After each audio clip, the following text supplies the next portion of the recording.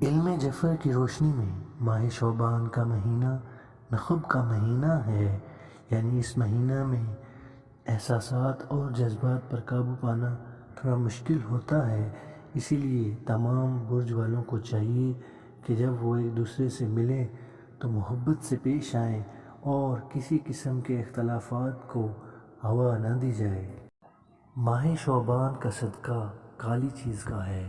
اگر آپ وسعت رکھتے ہیں تو کالی مرغی لے کر مستحق کو دے سکتے ہیں۔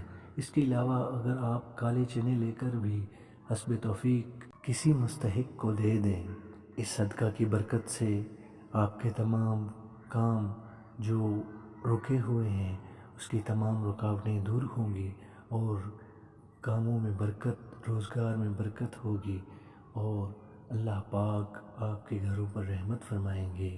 ماہ شعبان کا اسم اعظم یا معز یا ودود ہے اور تمام برج والے اپنے دن کا آغاز اس اسم اعظم سے یا معز یا ودود 27 مرتبہ پڑھ کر اپنے کام کا آغاز کیا کریں، اللہ پاک کی غیبی مدد حاصل ہوگی اور تمام رکاوٹیں دور ہوں گی، تمام مشکلات آسان فرما دی جائیں گی۔